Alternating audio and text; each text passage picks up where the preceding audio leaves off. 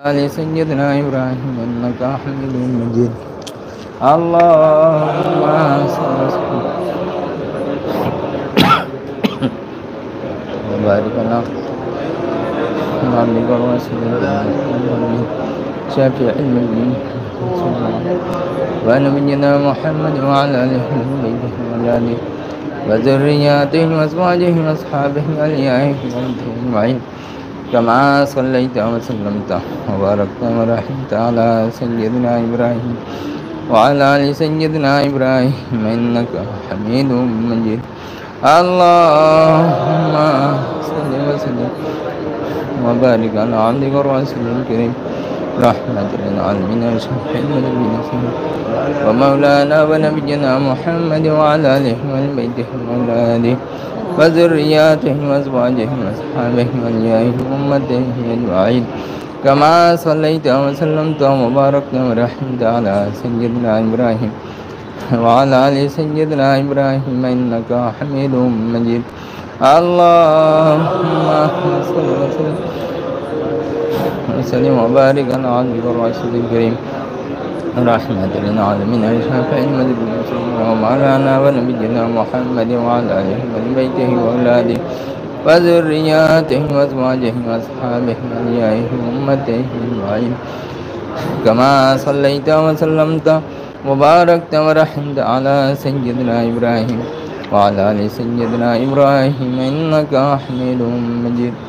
اللهم صل وسلم وبارك على عبدك ورسولك الكريم رحمة للعالمين شافع المذنبين سيدنا ومولانا ونبينا محمد وعلى آله وبيته وأولاده وذرياته وأزواجه وأصحابه وأوليائه وأمته أجمعين.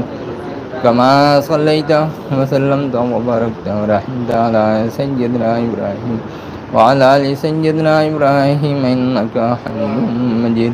اللهم صل وسلم وبارك على عبدك ورسولك الكريم رحمة للعالمين شافع المذنبين سيدنا ومولانا ونبينا محمد وعلى آله وبيته وأولاده وذرياته وأزواجه وأصحابه وأوليائه وأمته أجمعين. كما صليت وسلمت وباركت ورحمت على سيدنا إبراهيم وعلى آل سيدنا إبراهيم إنك حميد مجيد. اللهم صل وسلم وبارك على عبدك ورسولك الكريم رحمة للعالمين شافع المذنبين سيدنا ومولانا ونبينا محمد وعلى آله وبيته وأولاده وذرياته وأزواجه وأصحابه وأوليائه أجمعين. كما صليت وسلمت وباركت ورحمت على سيدنا إبراهيم وعلى آل سيدنا إبراهيم إنك حميد مجيد. اللهم صل وسلم وبارك على عبدك ورسولك الكريم رحمة للعالمين شافع المذنبين سيدنا ومولانا ونبينا محمد وعلى آله وبيته وأولاده وذرياته وأزواجه وأصحابه وأوليائه وأمته أجمعين. كما صليت وسلمت وباركت ورحمت على سيدنا إبراهيم وعلى آل سيدنا إبراهيم إنك حميد مجيد. اللهم صل وسلم وبارك على عبدك ورسولك الكريم رحمة للعالمين شافع المذنبين سيدنا ومولانا ونبينا محمد وعلى آله وبيته وأولاده وذرياته وأزواجه وأصحابه وأوليائه وأمته أجمعين. كما صليت وسلمت وباركت ورحمت على سيدنا إبراهيم وعلى آل سيدنا إبراهيم إنك حميد مجيد. اللهم صل وسلم وبارك على عبدك ورسولك الكريم رحمة للعالمين شافع المذنبين سيدنا ومولانا ونبينا محمد وعلى آله وبيته وأولاده وذرياته وأزواجه وأصحابه وأوليائه وأمته أجمعين. كما صليت وسلمت وباركت ورحمت على سيدنا إبراهيم وعلى آل سيدنا إبراهيم إنك حميد مجيد. مہربانی করে সূরা হজ খুলবেন 17 পারা সূরা হজ جی 77 نمبر آیت ہے، 77 نمبر آیت. اعوذ باللہ من الشیطان الرجیم بسم اللہ الرحمن الرحیم. 77 سورہ حج 77 نمبر آیت، 77 نمبر آیت. اعوذ باللہ من الشیطان الرجیم بسم اللہ الرحمن الرحیم. يا أيها الذين آمنوا اركعوا واسجدوا واعبدوا ربكم وافعلوا الخير لعلكم تفلحون. وجاهدوا في الله حق جهاده هو اجتباكم وما جعل عليكم في الدين من حرج ملة أبيكم إبراهيم هو سماكم المسلمين من قبل وفي هذا ليكون الرسول شهيدا عليكم وتكونوا شهداء على الناس فأقيموا الصلاة وآتوا الزكاة واعتصموا بالله هو مولاكم فنعم المولى ونعم النصير. صدق الله العلي العظيم. اے پاک دربار، نور رحمت بھرا دربار، مغفرت دربار، নাজাতে দরবার, দিন দুনিয়া শান্তি মঙ্গল কল্যাণ হাসিল করা দরবারে আমরা সবাই উপস্থিত হতে পেরেছি, যার জন্য আমরা আল্লাহ রাসূল পাক সাল্লাল্লাহু আলাইহি সাল্লাম আর কামিল মুর্শিদের কোটি কোটি শুকরিয়া আদা করি. আল্লাহ তাআলা আমাদের সকলের শুকরিয়া কবুল করেন, আমিন সুম্মা আমিন. আমার কোনো ইলম নেই, কোনো জ্ঞান নেই, আকিল নেই, আমল নেই, শুধু কামিল মুর্শিদের হুকুমের পালন করার জন্য দু চারটা আয়াত পড়ে তার উপরে আমাল করার চেষ্টা করার উদ্দেশ্যে আমরা হাজির হই. আল্লাহ তাআলা আমাদের সকলকে এই উদ্দেশ্যে কামিয়াবি আতা করেন, আমিন সুম্মা আমিন. এই সূরা হজের মধ্যে এই 77 নম্বর আয়াত, এই আয়াত এটা আয়াতে সাজদা হয়ে গেল. সেই জন্যে মেহরবানি করে আপনারা সবাই একটা সাজদা করে নেবেন নামাজের সময়, এটা সাজদা করে নেবেন. یہ سجدے کی آیت ہو گئی ہے، اس لیے مہربانی کر کے ایک سجدے کی آیت پڑھ لیں گے، کر لیں گے ایک سجدہ.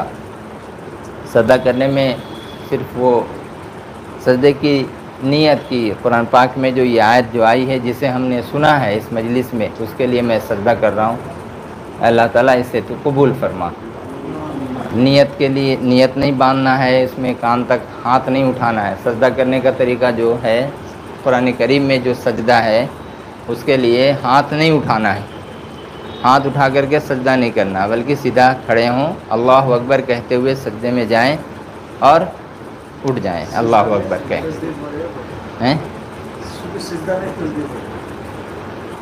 تسبیح پڑھنا ہے. سجدہ تو تسبیح کی بنا تھوڑی، تسبیح پڑھنا ہے. اللہ ہاں تسبیح پڑھتے ہوئے سبحان ربی الاعلیٰ سبحان ربی الاعلیٰ سبحان ربی الاعلیٰ کم پوکھے 3 بار پڑھتے ہو سجدہ میں. اور پھر اللہ اکبر کہہ کر کے، جو لوگ کھڑے ہو نہیں کر سکتے ہیں بیٹھ کے کریں گے تو اللہ اکبر کہہ کے سجدہ کریں گے، پھر اللہ اکبر کہہ کر کے اٹھ جائیں گے. تو یہ اس طرح سے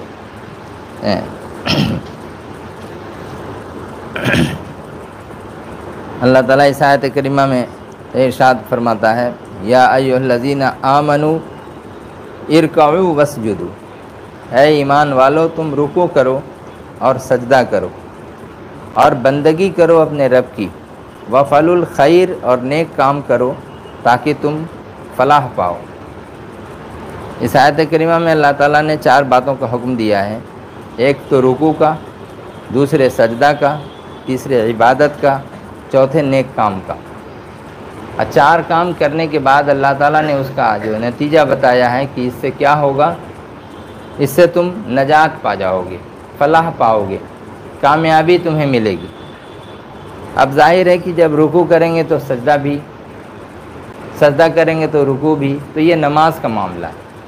لیکن اس معاملے میں یہ ہے کہ اللہ تبارک و تعالیٰ رکوع کرنے کا مطلب ہے جھک جانا، اللہ کے آگے میں اپنے آپ کو سرنڈر کر جانا، جھک جانا، اور بھی اس سے زیادہ خشوع اور خضوع پیدا کرنا ہے، اور بھی اللہ کے آگے اپنے آپ کو سرنڈر کرنا ہے، تو جتنا ہم جھکے ہیں جھک کر کے پھر اور زیادہ ہم اللہ کے آگے اپنی ناک کو رگڑنے لگیں، اپنے پیشانی کو ہم جھکا دیں، اپنے پورے سر کو، جو سب سے عظیم چیز، سب سے اہم چیز ہے انسان کے جسم کا، جو سر جسے کہتے ہیں، جس کی وجہ سے انسان پہچانا جاتا ہے، جانا جاتا ہے، جس میں چہرہ ہے، جس میں آنکھ ہے، جس میں زبان ہے، جس میں کان ہے، جس میں ناک ہے، ان چیزوں کی وجہ سے انسان پہچانا جاتا ہے۔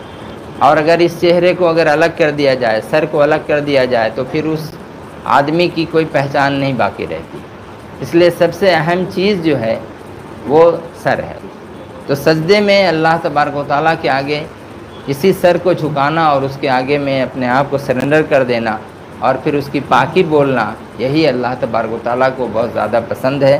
اس لیے اللہ نے کہا کہ تم کو رکوع بھی کرنا ہے، جھک جاؤ، اور ایک جگہ ہے اللہ نے فرمایا ارکعوا مع الراکعین، کہ تم رکوع کرو رکوع کرنے والوں کے ساتھ، مطلب تم جھک جاؤ جھک جانے والوں کے ساتھ۔ رکوع کا ایکچولی میننگ جو ہے وہ جھکنے کا ہے۔ تم جھک جاؤ جھک جانے والوں کے ساتھ، رکوع کرو رکوع کرنے والوں کے ساتھ، مانے جو لوگ کہ ہمارے آگے جھک گئے ہیں، جو لوگ ہمارے آگے اپنے آپ کو سرنڈر کر کے، جو اپنے آپ کو سپرد کر دیے ہیں، تو ایسے لوگوں میں تم شامل ہو۔ ان لوگوں میں مت شامل ہو کہ جو رکوع نہیں کرتے ہیں، جو اکڑ کر کے کھڑے رہتے ہیں، جو اپنے آپ کو گھمنڈ میں مبتلا رہتے ہیں، ایسے لوگوں میں مت تم شامل رہو۔ یا ایھا الذین آمنوا ارکعوا، اے مومنو، اے ایماندارو تم رکوع کرو۔ ظاہر ہے کہ یہاں پہ خطاب اللہ تعالیٰ نے کس سے کیا؟ مومنوں سے خطاب کیا، ایمان والوں سے خطاب کیا، ایمانداروں سے خطاب کیا ہے۔ جو وہ کہہ رہا ہے ایمان والوں سے، مطلب یہ ہوا کہ رکوع سے پہلے ہمارے لیے ایمان ضروری ہے۔ جب تک ہم ایمان نہیں لائیں گے اس وقت تک ہم جتنا رکوع کریں، جتنا سجدہ کریں، سب بیکار، کوئی فائدہ نہیں ہوگا۔ اس لیے ایمان جو ہے ہمارے لیے سب سے اہم اور بنیادی چیز ہے۔ اور ایمان کیا ہے؟ ایمان یہ ہے کہ اشہد ان لا الہ الا اللہ وحدہ لا شریک لہ واشہد ان محمدا عبدہ ورسولہ، یہ ہم کو پڑھنا ہے، گواہی دینا ہے، اس بات کی گواہی دینا ہے کہ اللہ کے سوا کوئی دوسرا معبود یعنی لائق عبادت کوئی ذات نہیں، کسی چیز کا وجود نہیں ہے کہ جو عبادت کرانے کے لائق ہو، جس کی انسان عبادت کرے یا جس کی تسبیح کوئی پڑھ سکے سوائے اللہ کے، اور وہ اکیلا ہے اور کوئی اس کا ساجھی بھی نہیں ہے، وہ لا شریک ہے۔ اور اس بات کی بھی گواہی دینا ہے کہ حضرت محمد رسول اللہ صلی اللہ تعالیٰ علیہ وسلم اللہ کے بندے، خاص بندے اور اس کے رسول ہیں۔ یہ جو چیز ہے، یہ جب ہم یہ کر دیں گے، بنی الاسلام علی خمسہ، پہلے اسلام کی بنیاد جو ہے 5 چیزوں کے اوپر میں دی گئی۔ ایک تو توحید، جیسے کلمہ شہادت میں آ گیا، اور دوسری بات ہے نماز۔ تو سب سے پہلے نماز سے پہلے ہمیں اس بات کا اقرار کرنا ہوگا کہ ہم ایمان والے ہیں۔ ایمان کی بنیاد کیا ہے؟ یہ کلمہ شہادت ہے۔ شہادت کا مطلب کیا؟ گواہی دینا، گواہی اس بات کی کہ اللہ ہی ہے جس کی ہم عبادت کر سکتے ہیں، اللہ کے سوا کوئی دوسرا نہیں ہے جس کی ہم عبادت کریں، اور نہ وہ اس لائق ہے کہ جو وہ اپنی عبادت کروا پائے، اس لائق بھی کوئی نہیں ہے۔ نہ چاند ہے، نہ سورج ہے، نہ دریا ہے، نہ سمندر ہے، نہ درخت ہے، نہ پیڑ ہے، چاہے وہ کسی بھی چیز کا ہو، نہ آگ ہے، نہ پانی ہے، نہ ہوا ہے، کوئی بھی چیز نہیں ہے ایسی، نہ کوئی جانور ہے، نہ کوئی پرندہ ہے، نہ کوئی انسان ہے، نہ کوئی جن ہے، نہ کوئی دیو ہے، نہ کوئی بھوت، نہ پریت، کچھ بھی نہیں۔ صرف اور صرف اللہ تبارک و تعالیٰ کی ذات اقدس ہے کہ جو عبادت کے لائق ہے، یعنی جس کی انسان عبادت کر سکے اور جنات بھی جس کی عبادت کر سکے، وہ ذات ایک ہی ذات ہے اور اس کا نام ہے اللہ، اسے کہتے ہیں اللہ۔ اب اس لفظ اللہ کو کوئی جو ہے وہ پربھو کے نام سے یاد کرتا ہے، کوئی المائٹی گاڈ کے نام سے یاد کرتا ہے، کوئی جو ہے اسے ایشور کے نام سے یاد کرتا ہے۔ تو یہ سب جو 2-3 ورڈز ہیں، یہی سب ورڈز ہیں کہ جسے ہم یوز کر سکتے ہیں اور ایک خدا کے بارے میں ہم بیان کر سکتے ہیں۔ ان کے علاوہ اور دوسرا تیسرا جو ورڈ جو استعمال کرتے ہیں، میرے خیال سے وہ مناسب نہیں ہے، اس لیے کہ اس کا اور بھی دوسرا معنی آتا ہے، اس لیے اس میں اس کو استعمال نہیں کرنا زیادہ بہتر ہے۔ تو اللہ تعالیٰ فرماتا ہے کہ یہ ایمان لاؤ، مومنو ایمان لے آئے ہو، اب تم رکوع کرو گے تو ہم تمہارا رکوع قبول کریں گے، تم سب سجدہ کرو تو تمہارا ہم سجدہ قبول کریں گے، وَاعْبُدُوا رَبَّكُمْ، اور اس کے بعد تم اپنے رب کی عبادت کرو۔ مطلب یہ ہوا کہ رکوع اور سجدہ کے علاوہ بھی عبادت ہے۔ وہ عبادت کیا ہے؟ جیسے کہ 5 وقت کی نماز کے علاوہ پھر صدقہ ہے، خیرات ہے، اور لوگوں کے ساتھ اچھے ویوہار ہیں، اور لوگوں کی مدد کرنا ہے، لوگوں کو سہجو کرنا ہے۔ ان سب چیزوں کے ساتھ ساتھ میں پل پل جگہ جگہ اسٹیپ کیا ہے کہ ایک نیکی کمانے کا اللہ تعالیٰ نے ایک راستہ بنایا ہے۔ اور جس چیز میں جو عبادت ہے، عبادت کا مطلب پھر وہاں سے جو یہ رکوع اور سجدہ کیا، نماز پڑھا، یہ ایک عبادت ہے، نماز کے بعد پھر قربانی کیا، وہ ایک عبادت ہے، قربانی کے ساتھ پھر حج کیا، یہ ایک عبادت ہے، اور زکوٰۃ دیا، یہ ایک عبادت ہے۔ تو اپنے حلال پیسے سے جو زکوٰۃ دیتا ہے وہ سب کی سب عبادت ہی عبادت ہے۔ تو یہ ساری چیزیں جتنی ہیں یہ سب عبادات میں شامل ہیں۔ اس کے علاوہ نفلی عبادات ہیں، واجبی عبادات ہیں، پھر فرائضی عبادات ہیں، فرضی عبادات، فرضی معنی فرائض، جو فرائض میں جو شامل ہیں یہ، تو یہ ساری عبادتوں کو اللہ تعالیٰ نے، نکاح اس لیے اگر کیا انسان کی گناہوں سے بچ جائے تو وہ بھی ایک عبادت ہے، اور بچوں کو کھانا کھلانا، بیوی بچوں کو حلال پیسے سے اس کی پرورش کرنا، یہ ایک ایک دانے کا ثواب اللہ تعالیٰ عطا فرماتا ہے۔ تو نیت کے اوپر میں تمام کام کا ڈیپینڈ ہوتا ہے اور اس کا انحصار ہوتا ہے۔ ہماری نیت اگر اللہ کو راضی کرنے کی ہے، اور اس نیت سے ہم اگر کوئی نیک کام کرتے ہیں یا بزنس کرتے ہیں، حلال بزنس کرتے ہیں، پیسے کماتے ہیں، اور اس کے ذریعہ سے ہم اپنے بیوی بچوں کی پرورش کرتے ہیں، اپنے پڑوسیوں کی خدمت کرتے ہیں، غریبوں کی مدد کرتے ہیں، تو یہ ساری چیزیں جو ہیں عبادت میں شامل ہو رہی ہیں۔ تو یہ کچھ تو نفلی ہیں، اور کچھ جو ہیں واجب میں، جیسے کہ فرض واجب نماز ہے، جیسے وتر کی نماز ہے، عیدین کی نماز ہے، اس کے علاوہ اور پھر جو جن کے اوپر میں حج جو فرض نہیں ہے، اور وہ بھی جو ہے کسی حال میں جا کر کے وہ فرض ادا کرنے کی کوشش کرتے ہیں، تو حج کے فرائض میں کچھ واجبات وہاں پر ہیں، اور بھی دوسرے کام ہیں، قربانی جس کے اوپر میں واجب ہے اس کو وہ واجب ادا کرنا ہے۔ تو اور اس کے علاوہ وَافْعَلُوا الْخَيْرَ لَعَلَّكُمْ تُفْلِحُونَ، پھر ایک آیت اس میں اللہ تعالیٰ ارشاد فرماتا ہے، اور تم نیک کام کرتے جاؤ۔ کیا کرتے جاؤ؟ نیک کام تم کرتے جاؤ، اچھے کام کرتے جاؤ۔ کہیں بھی اللہ تعالیٰ نے برائی کی طرف دعوت نہیں دی، ہر جگہ اللہ تعالیٰ نے، بلکہ اللہ تعالیٰ نے حکم دیا اپنے رسول پاک صلی اللہ تعالیٰ علیہ وسلم کو بھی، تمام مومنوں کو بھی، ادعو الی سبیل ربک بالحکمت والموعظۃ الحسنہ، کہ اپنے رب کے راستے کی طرف لوگوں کو بلاتے رہو۔ ادعو الی سبیل ربک، اپنے رب کے راستے کی طرف، اپنے رب کے پتھ کی طرف، اپنے رب کے طریقے کی طرف لوگوں کو بلاتے رہو۔ ادعو الی سبیل ربک بالحکمت والموعظۃ الحسنہ، حکمت کے ساتھ اور اچھی نصیحت کے ساتھ۔ ہم کسی کو نماز کا طریقہ اگر بتاتے ہیں، اگر پیار سے بتائیں، ذرا شفقت سے بتائیں، مہربانی کے ساتھ اگر ہم بتائیں، تو وہ آدمی اس نصیحت کو قبول فرماتا ہے، اور اسے جتنا بھی اس کا رخ جتنا بھی خراب ہو، لیکن وہ تھوڑی دیر کے لیے غور کرے گا اور کہے گا کہ نہیں، یہ ہمارے لیے یہ جو بتا رہا ہے تو اچھی بات بتا رہا ہے۔ لیکن اگر ہم اسی نیک کام کو، اچھی بات کو اگر ہم رکھرے انداز سے بتائیں، منہ کو بسور کر کے بتائیں، منہ چڑھا کر کے بتائیں، ناک چڑھا کر کے بتائیں، یا پھر ہم سخت لہجہ اگر ہم اختیار کریں، درست زبانی سے اگر ہم پیش آئیں، تو ایسے موقع پہ کیا ہوگا کہ پھر وہ آدمی ان اچھی باتوں کو بھی لینے سے گریز کرے گا اور بھاگ جائے گا۔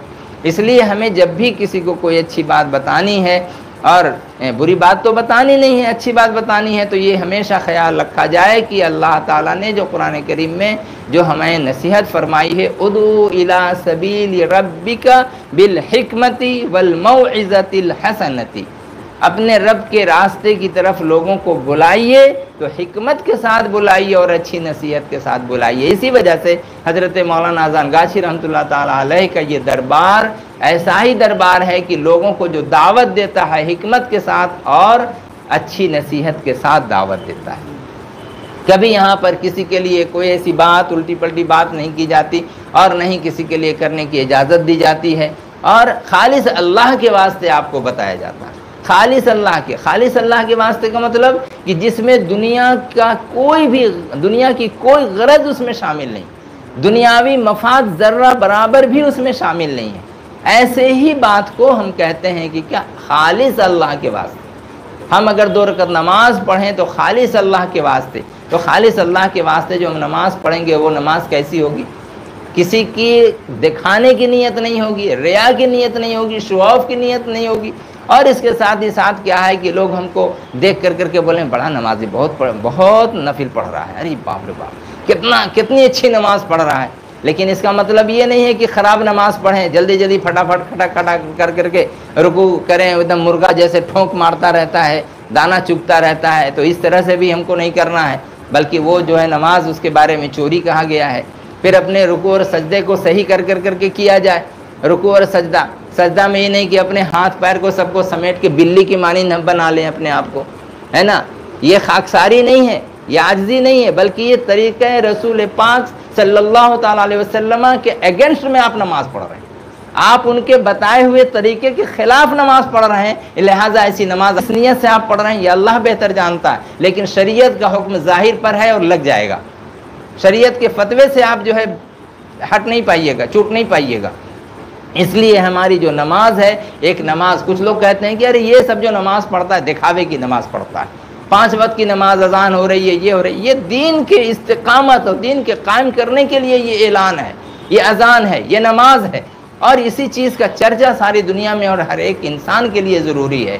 اس کو اگر ہم کہیں ریاکاری، جو لوگ یہ وہ لوگ کہتے ہیں جو نماز نہ پڑھنے کی عادت ڈالے ہوئے ہیں، جو نماز پڑھنا نہیں چاہتے ہیں، لوگوں کو نماز کی طرف بلانا نہیں چاہتے ہیں، یہ ایسے لوگ ہوتے ہیں۔ لہٰذا ایسے بھی کچھ گروپس ہیں جو اس گروپ کے لوگ کیا کہتے ہیں، ارے یہ نماز ظاہری نماز میں نہیں پڑھتا، میں کون سی نماز پڑھتا ہوں؟ باطنی نماز پڑھتا ہوں۔ تمہاری باطنی نماز اس وقت قبول ہوگی جب کہ ظاہری نماز پڑھو گے، یہ یاد رکھنا۔ تم جتنا بھی باطنی کا حوالہ دے لو، جب تک ظاہر تمہارے اندر نہیں آئے گا اس وقت باطن تمہارا قبول نہیں کیا جائے گا۔ باطن کا معاملہ جہاں تک ہے، پہلے ظاہر کو اللہ تعالیٰ نے فرمایا، پہلے ایمان بولو کہ میں ایمان اندر میں رکھتا ہوں، تو بولے کلمہ شہادت پڑھو، بولے میں نہیں پڑھتا، میں ظاہر میں نہیں، ریا نہیں کرتا۔ ارے یہ تمہاری کون سی ریا ہے؟ یہ تو تمہیں اقرار کرنا ہی ہے، تمہیں گواہی دینا ہی ہے، اعلان کرنا ہے، تب تو تمہارے اوپر مسلمان ہونے کا ٹھپا لگے گا، تب تو تمہیں مومن ہونے کا کہ یہ سرٹیفکیٹ دی جائے گی تمہیں۔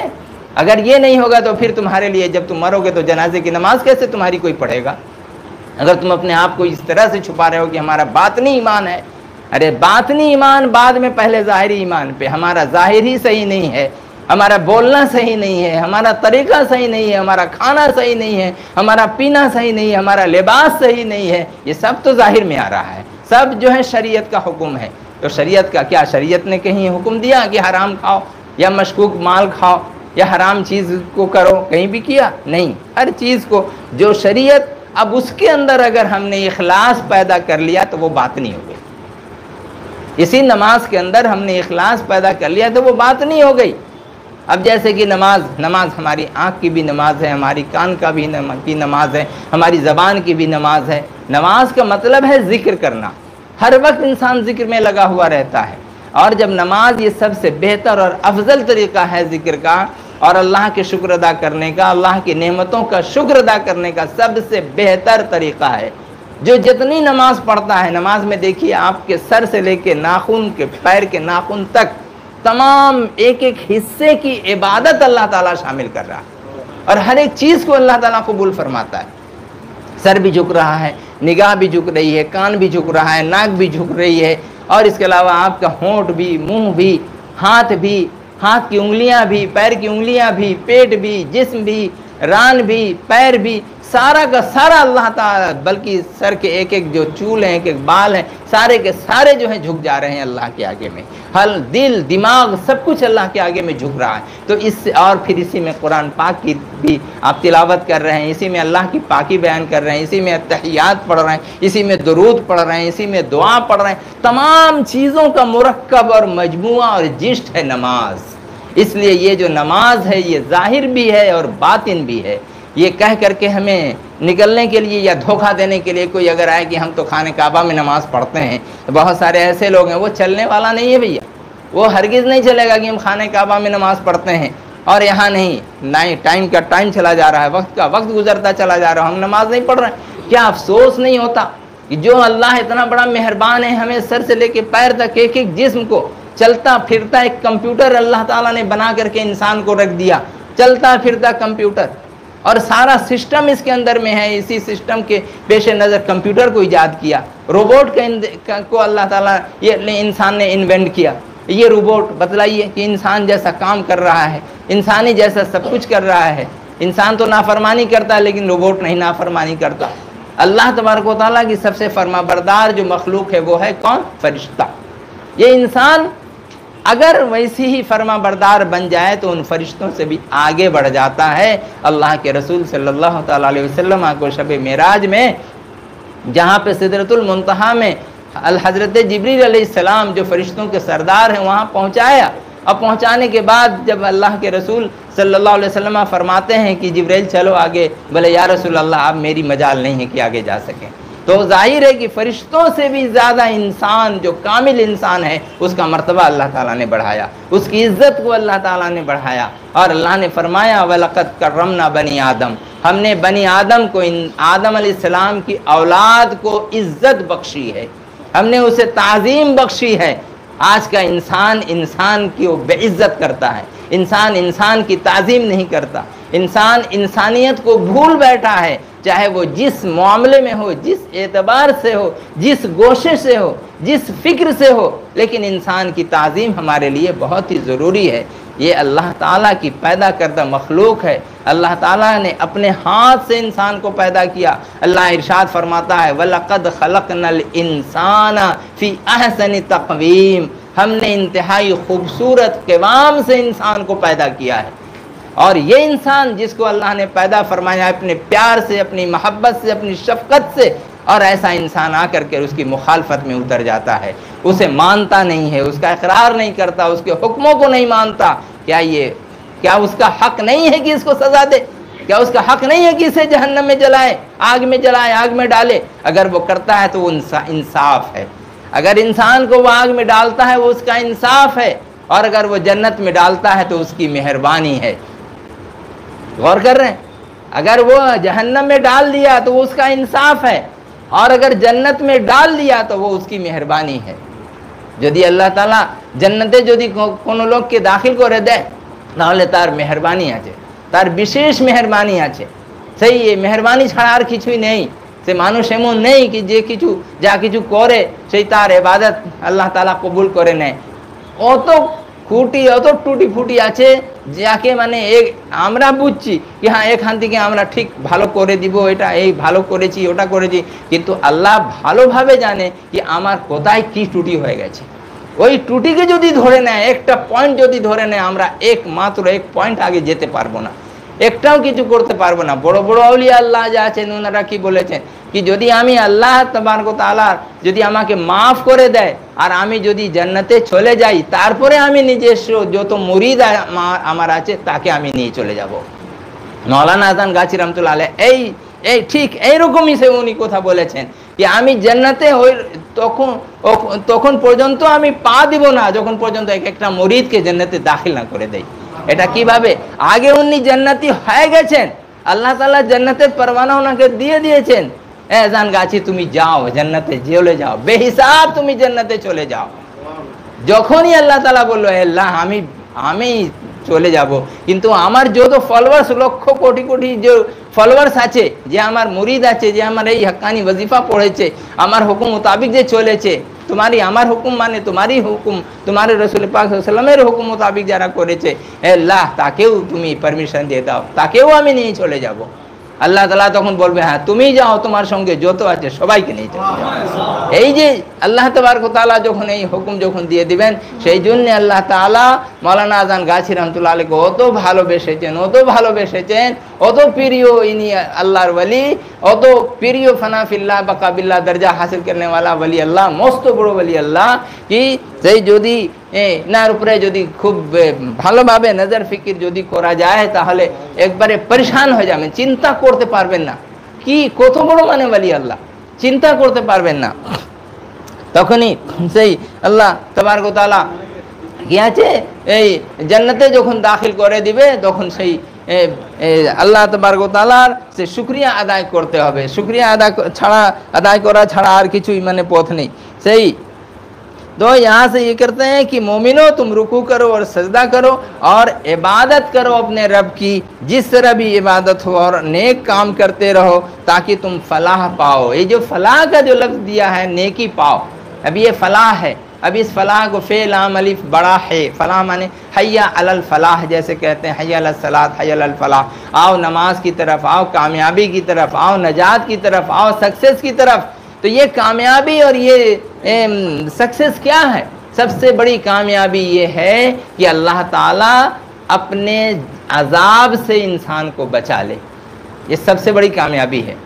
अब उनमें जो ख़ास लोग जो कुछ आए, वो लोग क्या लेकर के कर रहे हैं कि वो अजाब से बचने का मतलब है कि जन्नत में उसको दाखिल करते और उसे आराम में अपने साहिबान में रख ले, अल्लाह ताला अपनी पनाह में उसको रख ले। तो ये है कामयाबी का, ये है कामयाब होना। तो जब कामयाब हो जाएगा इंसान तो, और इसके मुख्तलिफ जगह में अल्लाह ताला ने फरमाया है कि तुम तकवा इख्तियार करो ताकि तुम फलाह पाओ। तकवा यानी परहेज़गारी इख्तियार करो, बोलने में, चालने में, चलने में, फिरने में, उठने में, बैठने में, खाने में, पीने में, हर एक मामले में तकवा। तकवा का मतलब ही अल्लाह का डर और खुशू और खुजू, और इंसान की जो नीयत है, उस नीयत में अल्लाह तबारक व तआला इंसान को पाकीज़ा बनाने के लिए हुक्म देता है कि अपने आप को पाक करो, अपने आप को भी पाक करो और तुम अपने ज़मीर को भी और अपने साथ जो तुम्हारे अजसाम हैं या तुम्हारे जो आज़ा हैं, तुम्हारे जो लिम्स हैं, उन सबको भी पाक व साफ़ कर करके रखो। अल्लाह ताला आगे इरशाद फरमाता है वजाहिदू फिल्लाह हक्का जिहादिही, और तुम, ये जिहाद का जो लफ्ज़ है ये जोहद से आया है। जोहद का मतलब है मेहनत करना, मेहनत करना, स्ट्रगल करना। वजाहिदू फिल्लाहि हक्का जिहादी, और तुम अल्लाह के तमाम काम काज में जो भी उसके हुक्म हैं उसमें तुम जिहाद का जो हक है वो हक अदा करो, उस तरह से उसके साथ उसके काम में तुम मेहनत करो। अल्लाह के काम में तुम मेहनत करो तो जिस तरह से कि हुक्म है। अब एक तालिब इल्म, एक स्टूडेंट जब वो पढ़ने के लिए जाता है, मदरसे जाता है, तो वो उतनी देर के लिए वो जिहाद में रह रहा है, वो कोशिश कर रहा है। अगर कोई मुसीबत में सब्र कर रहा है, उस पर कोई जुल्म कर रहा है और जुल्म के ख़िलाफ़ वो आवाज़ उठा रहा है, गोया वो जिहाद कर रहा है। अगर कोई नाइंसाफ़ी के ख़िलाफ़ अगर वो आवाज़ उठा रहा है तो गोया वो उतने उस टाइम के लिए वो जिहाद कर रहा है। और इसमें क्या है, ईमान का जो तकाज़ा है वो 3 तकाज़ा। पहला तकाज़ा ये कि इंसान के अंदर अगर बल है, ताकत है, ज़ोर है, तो अपने हाथ से बुराई को रोक दे, और अगर इसकी ताकत नहीं है इंसान को तो फिर वो अपनी ज़बान से रोक दे, बोल करके। जो यहाँ पर ख़ास करके हमारे बंगाल की सरज़मीन में ख़ास तौर पर इस चीज़ की आदत है। कोई आदमी कुछ अगर करता है तो ये नहीं कि लोग खड़े होकर के देखेंगे, फ़ौरन टपकेंगे, अब बोलेंगे नहीं तुम ही ठीक कर ना, यही तुम्हारे को था ठीक बच्चे ना। यहाँ पे सबसे पहले उसके क्या कम से कम ज़बान से वो लोग ज़रूर जो है अपने ईमान को सबूत देते हैं। और अगर ये भी नहीं हो सके तो तीसरे में है कि अपने दिल से उसको ख़राब समझो, ये तीसरा दर्जा और कि इंतहाई कमज़ोर दर्जा। लेकिन हमारे पास जो एक वक्त जो मिलता है, एक जो राइट जो मिलता है, राइट ऑफ वोट जो मिलता है, हम उसका बिल्कुल हक बजानिब उसे हम क्या करेंगे, उसको मानेंगे और उस हक को हम अदा करेंगे। जो हमें एक मरतबा भी मौका मिले तो हम जब भी किसी को अगर हम चुने तो अपने लिए एक जो इंसाफ करने वाला हो और जो मेहरबान हो, जो करीम हो, ऐसा जो इंसाफ पसंद, जो हुक्मरानी करने वाला हो, ऐसे शख्स को हमको चुनना चाहिए, ऐसे आदमी को। ये हमारे लिए, अगर हमने गलत इंसान को अगर हमने चुना तो ये हमारा क्या होगा, जुल्म का साथ देना हो जाएगा। इसलिए हमें इस चीज़ पर भी हमें बहुत ही गौर करना चाहिए और परहेज़ करना चाहिए। इसलिए जहाँ तक हो हमें अपने ऊपर अपने आप को संभाल करके, समझ करके, बूझ करके जब भी हो तो हम हक़ की आवाज़ को बुलंद करें, चाहे वो लिख करके हो, चाहे ठप्पा लगा करके हो, चाहे ज़बान से बोल करके हो या कर करके हो, जैसे भी हो हमें हक़ का साथ देना चाहिए।